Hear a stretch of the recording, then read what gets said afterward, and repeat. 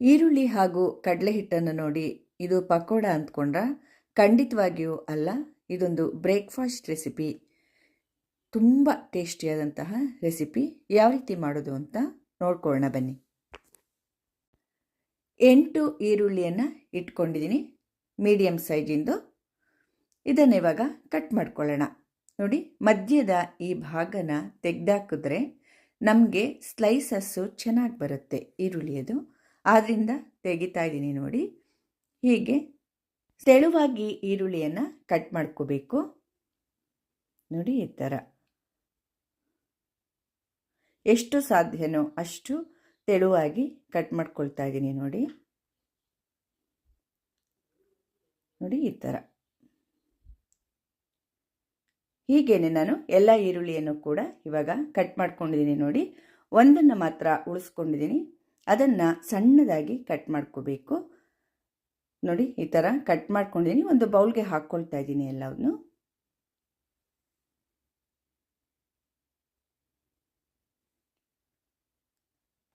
ಬೌಲ್ಗೆ ಹಾಕ್ಕೊಂಡಾದ್ಮೇಲೆ ಇದು ಒಂದು ಈರುಳ್ಳಿ ಇತ್ತಲ್ವ, ಇದನ್ನು ಸಣ್ಣದಾಗಿ ಕಟ್ ಮಾಡ್ಕೊಳ್ತೀನಿ. ಆದಷ್ಟು ಸಣ್ಣದಾಗಿ ಕಟ್ ಮಾಡ್ಕೊಳ್ಳಿ. ಇದನ್ನು ಕೂಡ ಒಂದನ್ನು ಕಟ್ ಮಾಡಿಕೊಂಡೆ. ಈಗ ಈರುಳ್ಳಿ ಇರುತ್ತಲ್ವ, ಇದನ್ನು ಕೈಯಿಂದ ಈ ರೀತಿ ಮಾಡಿದ್ರೆ ಎಲ್ಲ ಎಳೆ ಎಳೆಯಾಗಿ ಬಿಟ್ಕೊಳ್ಳುತ್ತೆ ಈರುಳ್ಳಿ ಎಲ್ಲ. ಈ ರೀತಿ ಮಾಡ್ಕೊಳ್ತಾ ಇದ್ದೀನಿ ನೋಡಿ. ಪೂರ್ತಿ ಎಳೆ ಎಳೆಯಾಗಿ ಆಯಿತು ನೋಡಿ. ಇದೇ ಥರ ಆಗಬೇಕು. ಅರ್ಧ ಸ್ಪೂನಿನಷ್ಟು ಉಪ್ಪನ್ನು ಹಾಕ್ಕೊಳ್ತಾ ಇದ್ದೀನಿ. ರುಚಿಗೆ ತಕ್ಕಷ್ಟು ಹಾಕ್ಕೊಳ್ಳಿ. ನೀವು ಎಷ್ಟು ಈರುಳ್ಳಿನ ಬಳಸ್ತೀರೋ ಅದರ ರುಚಿಗೆ ತಕ್ಕಷ್ಟು ಹಾಕ್ಕೊಳ್ಳಿ. ಮತ್ತು ಎಲ್ಲ ಕ್ಲೀನಾಗಿ ಮಿಕ್ಸ್ ಆಗಬೇಕು. ಉಪ್ಪು ಹಾಕೋದ್ರಿಂದ ನೀರು ಬಿಟ್ಕೊಳ್ಳುತ್ತೆ ಈರುಳ್ಳಿ. ಒಳ್ಳೆಯದು, ಉಪ್ಪನ್ನು ಈ ಟೈಮಲ್ಲಿ ಹಾಕೋದೆ ಒಳ್ಳೆಯದು. ಇದಕ್ಕೆ 1 ಕಪ್ ಕಡಲೆ ಹಿಟ್ಟನ್ನು ಹಾಕ್ಕೊಳ್ತಾ ಇದ್ದೀನಿ. ಸ್ವಲ್ಪನೇ ಹಾಕ್ಕೊಂಡು ಇದನ್ನು ಕಲಿಸ್ಕೋಬೇಕು. ನೋಡಿ, ಈ ಥರ ಮಿಕ್ಸ್ ಮಾಡ್ಕೊಳ್ತಾ ಇದ್ದೀನಿ. ಒಂದೇ ಸಲ ಎಲ್ಲ ಹಾಕ್ಕೋಬೇಡಿ, ಸ್ವಲ್ಪನೇ ಹಾಕ್ಕೊಂಡು ಮಿಕ್ಸ್ ಮಾಡ್ಕೊಳ್ಳಿ. ಎಲ್ಲ ಕ್ಲೀನಾಗಿ ಹಿಡ್ಕೊಳ್ಳುತ್ತೆ ಈರುಳ್ಳಿಗೆಲ್ಲ. ನೋಡಿ, ಮತ್ತೆ ಒಂದು ಸ್ವಲ್ಪ ಹಾಕ್ಕೊಳ್ತಾ ಇದ್ದೀನಿ. ಅದನ್ನು ಕೂಡ ಈ ರೀತಿಯಾಗಿ ಮಿಕ್ಸ್ ಮಾಡ್ಕೊಳ್ತಾ ಇದ್ದೀನಿ. ಇದೆಲ್ಲ ಕ್ಲೀನಾಗಿ ಮಿಕ್ಸ್ ಆದಮೇಲೆ ಇನ್ನೂ ಒಂದು ಸ್ವಲ್ಪ ಉಳ್ಕೊಂಡಿತ್ತಲ್ವ, ಅದನ್ನು ಇವಾಗ ಹಾಕ್ಕೊಳ್ತಾ ಇದ್ದೀನಿ ನೋಡಿ. ಪೂರ್ತಿಯಾಗೆಲ್ಲ ಹಾಕ್ಕೊಳ್ತಾ ಇದ್ದೀನಿ. ಹಾಕ್ಕೊಂಡ್ಬಿಟ್ಟು ಕ್ಲೀನಾಗೆಲ್ಲ ಮಿಕ್ಸ್ ಮಾಡ್ಕೋಬೇಕು. ಇಬ್ಬರು ಎಲ್ಲ ಇದ್ದರೆ ಒಂದು ಸ್ವಲ್ಪ ಕಡಿಮೆನೂ ಮಾಡ್ಕೋಬೋದು. ನಿಮಗೆ ಎಷ್ಟು ಬೇಕನ್ಸುತ್ತೋ ಅಷ್ಟರಲ್ಲಿ ಮಾಡ್ಕೊಳ್ಳಿ. ಈಗ ನೋಡಿ, ಎಲ್ಲ ಕ್ಲೀನಾಗಿ ಮಿಕ್ಸ್ ಆಯಿತು. ಇದನ್ನು ಮುಚ್ಚಿಬಿಟ್ಟು ಇಟ್ಬಿಡ್ತೀನಿ ಸ್ವಲ್ಪ ಹೊತ್ತು. ಹಾಗೆ ಇರಲಿ. ಅಲ್ಲಿ ತನಕ ನಾನೊಂದು ಮಿಕ್ಸಿ ಜಾರ್ ಇಟ್ಕೊಂಡಿದ್ದೀನಿ ನೋಡಿ. ಇದಕ್ಕೆ 2 ಟೊಮೆಟೊ ತೊಗೊಂಡಿದ್ದೀನಿ. ತುಂಬ ದಪ್ಪದಾದರೆ ಒಂದೇ ತಗೊಳ್ಳಿ, ತುಂಬ ಚಿಕ್ಕದಾದರೆ ಒಂದು 3 ಆಯಿತು. ಇದು ಮೀಡಿಯಮ್ ಸೈಜ್ ಇರೋದ್ರಿಂದ 2 ತೊಗೊಂಡಿದ್ದೀನಿ. ಇದನ್ನು ಕಟ್ ಮಾಡಿಬಿಟ್ಟು ನಾನು ಮಿಕ್ಸಿ ಜಾರ್ಗೆ ಹಾಕ್ಕೊಳ್ತಾ ಇದ್ದೀನಿ. ಈ ಭಾಗ ತೆಗಿತಾ ಇದ್ದೀನಿ ನೋಡಿ, ಟೊಮೆಟೊದ್ದು. ತೆಗೆದುಬಿಟ್ಟು ಈ ರೀತಿ ದಪ್ಪವಾಗಿ ಕಟ್ ಮಾಡ್ಕೊಂಡ್ಬಿಟ್ಟು ಮಿಕ್ಸಿ ಜಾರ್ಗೆ ಹಾಕ್ಕೊಳ್ತಾ ಇದ್ದೀನಿ. 2 ಹೋಳಿಂದು ಆ ಭಾಗನ ತೆಕ್ಕೊಳ್ತಾ ಇದ್ದೀನಿ. ಹಾಗೆ ಇನ್ನೂ ಒಂದು ಟೊಮೆಟೊನ ಕಟ್ ಮಾಡಿಬಿಟ್ಟು ನಾನು ಹಾಕ್ಕೊಳ್ತೀನಿ. ಈಗ ನೋಡಿ, ಹಾಕ್ಕೊಂಡಿದ್ದೀನಿ. ಇದಕ್ಕೆ ಮಸಾಲ ಪದಾರ್ಥಗಳನ್ನು ಹಾಕ್ಕೊಳ್ತೀನಿ. 1 ಟೀ ಸ್ಪೂನಿನಷ್ಟು ಧನಿಯಾ ಬೀಜ ಹಾಕ್ಕೊಳ್ತಾ ಇದ್ದೀನಿ. ಇದ್ದರೆ ಹಾಕ್ಕೊಳ್ಳಿ, ಇಲ್ಲ ಅಂದರೆ ಸ್ಕಿಪ್ ಮಾಡ್ಬೋದು. ಹಾಕ್ಕೊಂಡ್ರೆ ತುಂಬ ಟೇಸ್ಟಿಯಾಗಿರುತ್ತೆ. ಆಮೇಲೆ ಇದಕ್ಕೆ 10 ಕಾಳಿನಷ್ಟು ಮೆಣಸು ಹಾಕ್ಕೊಳ್ತಾ ಇದ್ದೀನಿ. 1 ಪೀಸ್ ಚಕ್ಕೆ ಹಾಕ್ಕೊಳ್ತಾ ಇದ್ದೀನಿ ನೋಡಿ. ತುಂಡು ಮಾಡಿ ಹಾಕ್ಕೊಳ್ಳಿ ಈ ರೀತಿಯಾಗಿ. ಲವಂಗ 3 ಹಾಕ್ಕೊಳ್ತಾ ಇದ್ದೀನಿ. ಏಲಕ್ಕಿ 2. 1 ಇಂಚಿನಷ್ಟು ಶುಂಠಿನ ಕಟ್ ಮಾಡಿಬಿಟ್ಟು ಹಾಕ್ಕೊಳ್ತಾ ಇದ್ದೀನಿ. ಬೆಳ್ಳುಳ್ಳಿ 8 ಎಸಳು ಇದೆ, ಬೆಳ್ಳುಳ್ಳಿ ಹಾಕ್ಕೊಳ್ತಾ ಇದ್ದೀನಿ. ಹಸಿರು ಮೆಣಸಿನ್ಕಾಯಿ ಚಿಕ್ಕದಾದ್ರಿಂದ 3 ಹಾಕ್ಕೊಂಡಿದ್ದೀನಿ, ದೊಡ್ಡದಾದರೆ 2 ಸಾಕು. ಸ್ವಲ್ಪ ನೀರು, 1 ಟೇಬಲ್ ಸ್ಪೂನಿನಷ್ಟು ನೀರನ್ನು ಹಾಕ್ಕೊಂಡ್ಬಿಟ್ಟು ತುಂಬ ನುಣ್ಣಗಿದನ್ನು ಮಿಕ್ಸಿಗೆ ಹಾಕ್ಕೊಳ್ತೀನಿ. ನೋಡಿ, ನುಣ್ಣಗೆ ರುಬ್ಕೊಂಡಿದ್ದೀನಿ. ಗ್ಯಾಸ್ ಮೇಲೆ ಪ್ಯಾನ್ ಇಟ್ಕೊಂಡಿದ್ದೀನಿ ನೋಡಿ. 3 ಟೇಬಲ್ ಸ್ಪೂನಿನಷ್ಟು ಎಣ್ಣೆ ಹಾಕ್ಕೊಂಡಿದ್ದೀನಿ. ಅದು ಕಾಯ್ದ ನಂತರ ಅರ್ಧ ಟೀ ಸ್ಪೂನಿನಷ್ಟು ಜೀರಿಗೆ ಹಾಕ್ಕೊಳ್ತಾ ಇದ್ದೀನಿ. ಇಂಗು ಸ್ವಲ್ಪ ಹಾಕ್ಕೊಳ್ತಾ ಇದ್ದೀನಿ ನೋಡಿ. ಇಂಗು ಸಾಕಾಗುತ್ತೆ, ಒಂದು 1/4 ಸ್ಪೂನ್ನಷ್ಟು. ಈರುಳ್ಳಿ ಸಣ್ಣಗೆ ಕಟ್ ಮಾಡಿದಂತಹ ಈರುಳ್ಳಿಯನ್ನು ಹಾಕ್ಕೊಂಡು ಇದು ಬ್ರೌನ್ ಕಲರ್ ಬರೋವರೆಗೂ ನಾವು ಕೈ ಆಡಿಸ್ಕೋಬೇಕು. ನೋಡಿ, ಹೀಗೆ ಮಾಡ್ತಾ ಇದ್ದರೆ ಬ್ರೌನ್ ಕಲರ್ ಆಗುತ್ತೆ. ಅದು ಅಲ್ಲಿಯವರೆಗೂ ಮಾತ್ರ ನಾವು ಕೈ ಆಡಿಸ್ಕೋಬೇಕು. ನೋಡಿ, ಈಗ ಸ್ವಲ್ಪ ಬ್ರೌನ್ ಆಯಿತು, ಇನ್ನೂ ಒಂದು ಸ್ವಲ್ಪ ಬ್ರೌನ್ ಆಗಬೇಕು.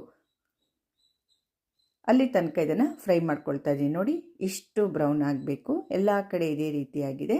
ಇಷ್ಟು ಆದರೆ ಸರಿಯಾಗತ್ತೆ. ರುಬ್ಬಿದ ಮಸಾಲೆಯನ್ನು ಹಾಕ್ಕೊಳ್ತಾ ಇದ್ದೀನಿ. ಮಿಕ್ಸಿ ಜಾರ್ಗೆ ಸ್ವಲ್ಪ ನೀರು ಹಾಕಿಬಿಟ್ಟು ಅದನ್ನು ಕೂಡ ಹಾಕ್ಕೊಳ್ತಾ ಇದ್ದೀನಿ. ನೋಡಿ, ಮಿಕ್ಸ್ ಮಾಡ್ಕೋಬೇಕೀಗ.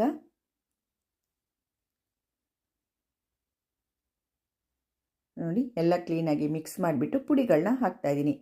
ಖಾರದ ಪುಡಿ 1 ಟೀ ಸ್ಪೂನು, ಧನಿಯಾ ಬೀಜ ನಾನು 1 ಟೀ ಸ್ಪೂನ್ ಹಾಕಿದೆ ಅಲ್ವಾ, ಅದು ಹಾಕಲಿಲ್ಲ ಅಂದರೆ ಇವಾಗ ಧನಿಯಾ ಪುಡಿನ 1 ಟೀ ಸ್ಪೂನ್ ಹಾಕ್ಕೊಳ್ಳಿ. ನಾನು ಹಾಕಿರೋದ್ರಿಂದ ಇಲ್ಲಿ ಹಾಕಿಲ್ಲ. ಅರಿಶಿಣದ ಪುಡಿ 1/4 ಸ್ಪೂನು ಹಾಗೂ ಮೊಸರು ಹಾಕ್ಕೊಳ್ತಾ ಇದ್ದೀನಿ. ನೋಡಿ, ಒಂದು 3 ಟೇಬಲ್ ಸ್ಪೂನಿನಷ್ಟು ಗಟ್ಟಿ ಮೊಸರು ಹಾಕ್ಕೊಳ್ಳಿ. ತುಂಬ ಹುಳಿ ಮೊಸರನ್ನು ಹಾಕ್ಕೋಬಾರ್ದು. ಅದರಲ್ಲಿ ಕೆನೆ ಇದ್ದರೆ ಇನ್ನೂ ತುಂಬ ಚೆನ್ನಾಗಿರುತ್ತೆ. ಆ ಮೊಸರಲ್ಲಿ ಕೆನೆ ಇದ್ದರೆ ಇನ್ನೂ ತುಂಬ ಚೆನ್ನಾಗಿರುತ್ತೆ. ಆ ರೀತಿ ಇದ್ದರೆ ಹಾಕ್ಕೊಳ್ಳಿ. ಇಲ್ಲ ಅಂದರೆ ಮೊಸರನ್ನೇ ಒಂದು 3 ಟೇಬಲ್ ಸ್ಪೂನ್ನಷ್ಟು ಹಾಕ್ಕೊಳ್ಳಿ. ನಾನು ಕೆನೆ ಇತ್ತು ಅದೇ ಥರ ಮೊಸರನ್ನೇ ಹಾಕ್ಕೊಂಡಿದ್ದೀನಿ. ತುಂಬ ಟೇಸ್ಟು ಚೆನ್ನಾಗಿರುತ್ತೆ. ಈಗ ಎಲ್ಲ ಕ್ಲೀನಾಗಿ ಈ ರೀತಿ ಮೊಸರೆಲ್ಲ ಹಾಕಿದ್ಮೇಲೆ ಎಲ್ಲ ಕ್ಲೀನಾಗಿ ಮಿಕ್ಸ್ ಮಾಡ್ಕೊಳ್ತಾ ಇದ್ದೀನಿ. ನೋಡಿ, ಮಿಕ್ಸ್ ಮಾಡಿಬಿಟ್ಟು ಸ್ವಲ್ಪ ಹೊತ್ತು ಕುದಿಯೋದಕ್ಕೆ ಬಿಟ್ಬಿಡಬೇಕು. ಈ ರೀತಿಯಾಗಿ ಚೆನ್ನಾಗಿ ಕುದ್ದ ನಂತರ ನೋಡಿ ಮತ್ತೆ ಕೈ ಆಡಿಸ್ಕೊಳ್ತಾ ಇದ್ದೀನಿ. ಕರೆಕ್ಟಾಗಿ ಕುದ್ದಿದೆ. ಇವಾಗ ಇದು ನೀರನ್ನು ಹಾಕ್ಕೊಳ್ತೀನಿ. 2 ಕಪ್ ನೀರನ್ನು ಹಾಕ್ಕೊಳ್ತಾ ಇದ್ದೀನಿ. ಕಡಲೆ ಹಿಟ್ಟು ಹಾಕ್ಕೊಂಡ್ರಲ್ಲ, ಅದೇ ಕಪ್ಪಲ್ಲಿ 2 ಕಪ್ ನೀರು ಹಾಕಿದ್ರೂ ನಡೆಯುತ್ತೆ. ಉಪ್ಪು ರುಚಿಗೆ ತಕ್ಕಷ್ಟು, ನೀವು ಎಷ್ಟು ಮಾಡ್ಕೊಳ್ತಿದ್ದೀರೋ ಕ್ವಾಂಟಿಟಿ ಅದಕ್ಕೆ ರುಚಿಗೆ ತಕ್ಕಷ್ಟು ಉಪ್ಪನ್ನು ಹಾಕ್ಕೊಳ್ಳಿ. ಉಪ್ಪು ಹಾಕ್ಕೊಂಬಿಟ್ಟು ಮತ್ತೆ ಎಲ್ಲ ಕ್ಲೀನಾಗಿ ಮಿಕ್ಸ್ ಮಾಡ್ಕೊಳ್ಳಿ. ನಾನು ಅರ್ಧ ಟೀ ಸ್ಪೂನ್ನಷ್ಟು ಉಪ್ಪನ್ನು ಇವಾಗ ಹಾಕಿದ್ದೀನಿ. ಲಿಡ್ನ ಕ್ಲೋಸ್ ಮಾಡಿಬಿಟ್ಟು ಚೆನ್ನಾಗಿ ಕುದಿಯೋದಕ್ಕೆ ಬಿಟ್ಬಿಡ್ಬೇಕು ಅದನ್ನು. ಅಲ್ಲಿ ತನಕ ನಾವಿಲ್ಲಿ ಈರುಳ್ಳಿ ಹಾಗೂ ಕಡಲೆ ಹಿಟ್ಟನ್ನು ಎಲ್ಲ ಮಿಕ್ಸ್ ಮಾಡಿ ಇಟ್ಟಿದ್ವಲ್ವ. ನೋಡಿ, ಈ ಥರ ನೀರು ಬಿಟ್ಕೊಂಡು ಈ ಹದಕ್ಕೆ ಬಂದಿದೆ ಇದು. ಹೀಗೆ ನೋಡಿದಾಗ ಕಡಲೆ ಹಿಟ್ಟು ಸ್ವಲ್ಪ ಕಡಿಮೆ ಇದೆ ಅನ್ನಿಸ್ತು. ಉಂಡೆ ಕಟ್ಬಿಟ್ಟು ಈ ರೀತಿ ಮಾಡುವಾಗ ಇನ್ನೂ ಒಂದು ಸ್ವಲ್ಪ ಕಡಲೆ ಹಿಟ್ಟನ್ನು ಇವಾಗ ಹಾಕ್ಕೊಳ್ತಾ ಇದ್ದೀನಿ. 2 ಟೇಬಲ್ ಸ್ಪೂನಿನಷ್ಟು ಕಡಲೆ ಹಿಟ್ಟನ್ನು ಹಾಕ್ಕೊಳ್ತಾ ಇದ್ದೀನಿ. ನೋಡಿ, ಮತ್ತೆ ಎಲ್ಲ ಕ್ಲೀನಾಗಿ ಮಿಕ್ಸ್ ಮಾಡ್ಕೋಬೇಕು. ಕಡಲೆ ಹಿಟ್ಟು ಬೇಕು ಅನಿಸಿದ್ರೆ ಇನ್ನೂ 1 ಟೇಬಲ್ ಸ್ಪೂನು ಹಾಕ್ಕೋಬೋದು. ಇದಕ್ಕೇನೆ ಇವಾಗ ಹಸಿರು ಮೆಣಸಿನಕಾಯಿ ಹಾಕ್ಕೊಳ್ತಾ ಇದ್ದೀನಿ. 3 ಹಸಿರು ಮೆಣಸಿನಕಾಯಿ ಹಾಕ್ಕೊಳ್ತಾ ಇದ್ದೀನಿ. ಅರಿಶಿಣದ ಪುಡಿ 1/4 ಟೀ ಸ್ಪೂನ್ನಷ್ಟು ಹಾಕ್ಕೊಳ್ತಾ ಇದ್ದೀನಿ. ಹಾಕ್ಕೊಂಡ್ಮೇಲೆ ಎಲ್ಲ ಕ್ಲೀನಾಗಿ ಮಿಕ್ಸ್ ಮಾಡ್ಕೊಳ್ತಾ ಇದ್ದೀನಿ. ನೋಡಿ, ನೀರು ಸಾಕಾಗಲಿಲ್ಲ, ಗಟ್ಟಿ ಆಯಿತು ಅನಿಸಿದ್ರೆ 1 ಟೇಬಲ್ ಸ್ಪೂನಿನಷ್ಟು ನೀರನ್ನು ಹಾಕ್ಕೋಬೋದು. ಸ್ವಲ್ಪ ಮಾತ್ರ. ನೋಡಿ, ಒಂಚೂರು ನೀರು ಹಾಕ್ಕೊಂಡೆ. ಒಂದು ಹದ ಬರೋದಕ್ಕೋಸ್ಕರ ನಾನು ಒಂದು ಸ್ವಲ್ಪ ನೀರು ಹಾಕ್ಕೊಂಡೆ. ಅಷ್ಟನ್ನು ಹಾಕ್ಕೊಂಡ್ರೆ ಸಾಕಾಗತ್ತೆ. ನೀರು ಹಾಕ್ಕೊಂಡ್ಮೇಲೆ ಎಲ್ಲ ಕ್ಲೀನಾಗಿ ಮಿಕ್ಸ್ ಮಾಡ್ಕೊಂಡಿದ್ದೀನಿ. ನೋಡಿ, ಕರೆಕ್ಟು ಹದ ಆಗಿದೆ. ಇವಾಗ ಇದು ಕುದಿಯೋದಕ್ಕೆ ಇಟ್ಟಿದ್ನಲ್ವ, ನೋಡಿ ಚೆನ್ನಾಗಿ ಕುದೀತಾ ಇದೆ. ಸೈಡೆಲ್ಲ ಎಣ್ಣೆ ಬಿಟ್ಕೊಂಡಿದೆ. ನೋಡಿ, ಆ ರೀತಿ ಆಗಬೇಕು. ಕರೆಕ್ಟಾಗಿದೆ ಇದು. ನೋಡಿ, ಈ ಥರ ಹಾಲಿನ ಕೆನೆ ಹಾಕಿದ್ದೆ ಅಲ್ವಾ, ಅದು ಬಿಳಿ ಬಿಳಿ ಬಿಳಿ ಕಾಣಿಸ್ತಾ ಇರೋದು. ಇದು ಕುದ್ದ ನಂತರ ಇದಕ್ಕೆ ನೋಡಿ, ಇದು ಕಡಲೆ ಹಿಟ್ಟು ಹಾಗೂ ಈರುಳ್ಳಿಯ ಮಿಶ್ರಣನ ಬಾಲ್ಸ್ ಮಾಡಿಬಿಟ್ಟು ಆಮೇಲೆ ಈ ರೀತಿ ಫ್ಲ್ಯಾಟ್ ಮಾಡಿ ಮಾಡಿ ಒಂದು ಕಡೆಯಿಂದ ಇಟ್ಕೊಂಡು ಬರಬೇಕು. ನೋಡಿ, ಈ ಥರ ಫ್ಲ್ಯಾಟ್ ಮಾಡೋದು. ನೋಡಿ, ಈ ಥರ ಮಾಡಿಬಿಟ್ಟು ಒಂದು ಕಡೆಯಿಂದ ಈ ರೀತಿಯಾಗಿ ಇಟ್ಕೊಂಡು ಬರಬೇಕು.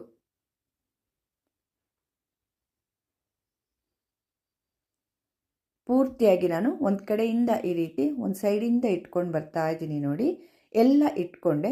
ಎಲ್ಲ ಕಡಲೆ ಹಿಟ್ಟಿನ ಮಿಶ್ರಣ ಕೂಡ ಆ ರೀತಿ ಮಾಡಿಬಿಟ್ಟು ಪೂರ್ತಿಯಾಗಿ ಹಾಕ್ಕೊಂಡಿದ್ದೀನಿ. ಈಗ ಲಿಡ್ನ ಕ್ಲೋಸ್ ಮಾಡಿಬಿಟ್ಟು ಒಂದು 5 ನಿಮಿಷ ಇದನ್ನು ಮೀಡಿಯಮ್ ಫ್ಲೇಮ್ನಲ್ಲಿ ಕುದಿಯೋದಕ್ಕೆ ಬಿಟ್ಬಿಡಬೇಕು. 5 ನಿಮಿಷ ಆದಮೇಲೆ ನೋಡಿ, ನಾನು ಲಿಡ್ನ ತೆಗೆದುಬಿಟ್ಟು ಮತ್ತೆ ಸ್ವಲ್ಪ ಕೈ ಆಡಿಸ್ಕೊಡ್ತಾ ಇದ್ದೀನಿ. ಸ್ವಲ್ಪ ಬೆಂದಿದೆ. ಇದು ಬೆಂದ್ಬಿಟ್ಟು ಮೇಲಕ್ಕೆ ಬಂದಿದೆ. ನೋಡಿ, ಎಲ್ಲ ಈ ರೀತಿ ಬರಬೇಕು. ಮತ್ತೆ ಎಲ್ಲ ಕ್ಲೀನಾಗಿ ಕೈ ಆಡಿಸ್ಕೊಟ್ಬಿಟ್ಟು ಮತ್ತೆ ಲಿಡ್ನ ಕ್ಲೋಸ್ ಮಾಡ್ತೀನಿ. ಇವಾಗ ಲಿಡ್ ಕ್ಲೋಸ್ ಮಾಡಿಬಿಟ್ಟು 5 ನಿಮಿಷ ಇಡಬೇಕು. ಮತ್ತೆ 5 ನಿಮಿಷ ಇಡಬೇಕು. ಟೋಟಲ್ ಆಗಿ 10 ನಿಮಿಷ ಅದು ಬೇಯಬೇಕಾಗತ್ತೆ. ಈಗ ನೋಡಿ ಚೆನ್ನಾಗಿ ಕುದೀತಾ ಇದೆ. 5 ನಿಮಿಷ ಆದಮೇಲೆ ಇದನ್ನ ಓಪನ್ ಮಾಡಿದ್ದೀನಿ. ಕರೆಕ್ಟಾಗಿ ಬೆಂದಿದೆಯಾ ಅಂತ ಚೆಕ್ ಮಾಡ್ಕೊಳ್ಳೋಣ. ಇವಾಗ ನೋಡಿ ಕರೆಕ್ಟಾಗಿ ಬೆಂದಿದೆ, ಚೆನ್ನಾಗಾಗಿದೆ. 10 ನಿಮಿಷ ಬೇಯಿಸಿದ್ರೆ ಸಾಕು. ನೀವು ಬೇಕಾದ್ರೆ ಸ್ವಲ್ಪ ಟೇಸ್ಟ್ ಮಾಡಿ ಕೂಡ ನೋಡ್ಬೋದು. ಕೊತ್ತಂಬರಿ ಸೊಪ್ಪನ್ನು ಹಾಕ್ಕೊಳ್ತಾ ಇದ್ದೀನಿ. ಉಪ್ಪು ಏನಾದರೂ ಸಾಲ್ಟೇಜ್ ಆಗುತ್ತಾ ಎಲ್ಲ ನೋಡ್ಕೊಳ್ಳಿ ಈ ಟೈಮಲ್ಲಿ. ಆದರೆ ಒಂದೇ ಚೂರು ಹಾಕಬೇಕಷ್ಟೆ, ಜಾಸ್ತಿ ಹಾಕಬಾರ್ದು. 1/4 ಸ್ಪೂನ್ಗಿನ್ನ ಕಡಿಮೆ ಹಾಕಬೇಕು ನಾನು ಮಾಡ್ತಿರೋ ಕ್ವಾಂಟಿಟಿಗೆ. ತುಂಬ ಗಟ್ಟಿ ಅನಿಸಿದ್ರೆ ಸ್ವಲ್ಪ ನೀರನ್ನು ಹಾಕ್ಕೋಬೋದು. ಇವಾಗ ಇದು ಕರೆಕ್ಟ್ ಆಗಿದೆ. ನಾವು ಪಕೋಡ ಥರ ಫ್ಲ್ಯಾಟ್ ಮಾಡಿ ಬಿಟ್ವಲ್ವ, ಅದು ಹಾಗೆ ಇರುತ್ತೆ. ತುಂಬ ಟೇಸ್ಟಿಯಾಗಿರುತ್ತೆ. ಎಷ್ಟೊಂದು ತೆಳು ಇತ್ತು ನೋಡಿ, ಎಷ್ಟು ಗಟ್ಟಿ ಆಯಿತು ಅಂತ. ಇದು ರೊಟ್ಟಿ, ಚಪಾತಿ, ಅನ್ನ, ದೋಸೆ, ಇಡ್ಲಿ, ಪೂರಿ ಪ್ರತಿ ಒಂದು ಕೂಡ ಇದ್ರ ಜೊತೆಗೆ ತುಂಬ ಚೆನ್ನಾಗಿರುತ್ತೆ. ಟೇಸ್ಟ್ ಅಂತೂ ಅಲ್ಟಿಮೇಟ್ ಆಗಿರುತ್ತೆ. ಹಾಗೆ ತಿಂದ್ಬಿಡ್ಬೋದು ಇದನ್ನು, ಅಷ್ಟೊಂದು ರುಚಿಯಾಗಿದೆ. ನಾವು ಬೋಂಡ ಎಲ್ಲ ಎಣ್ಣೆಲಿ ಕರಿತೀವಲ್ವ, ಇಲ್ಲಿ ಬೋಂಡನ ನಾವು ಎಣ್ಣೆಲಿ ಕರೆದಿಲ್ಲ, ಗ್ರೇವಿಲಿ ಬೇಯಿಸ್ಕೊಂಡಿದ್ದೀವಿ. ಡಬಲ್ ಧಮಾಕ ಅಲ್ವಾ, ಬೋಂಡದ ಥರನೂ ತಿನ್ಬೋದು ನಾವು. ಹಾಗೂ ರೊಟ್ಟಿ ಚಪಾತಿ ಮಾತ್ರ ತುಂಬ ಚೆನ್ನಾಗಿರುತ್ತೆ ರೀ. ಅದ್ರ ಜೊತೆ ತಿಂತಾಯಿದ್ರೆ ನಿಜಕ್ಕೂ ಇದೇನು ಇಷ್ಟೊಂದು ರುಚಿಯಾಗಿದೆಯಲ್ಲಪ್ಪ ಅನಿಸುತ್ತೆ, ಅಷ್ಟೊಂದು ಟೇಸ್ಟಿಯಾಗಿರುತ್ತೆ. ದಯವಿಟ್ಟು ನನ್ನ ಚಾನಲ್ಗೆ ಸಬ್ಸ್ಕ್ರೈಬ್ ಆಗೋದನ್ನು ಖಂಡಿತವಾಗಿ ಯಾರೂ ಮರೆಯಬೇಡಿ. ಲೈಕ್ ಮಾಡಿ, ಶೇರ್ ಮಾಡಿ ಹಾಗೂ ಕಮೆಂಟ್ಸ್ ಮೂಲಕ ತಿಳಿಸಿ ಅಂತ ಹೇಳ್ತಾ ಎಲ್ಲರಿಗೂ ನನ್ನ ಧನ್ಯವಾದಗಳು.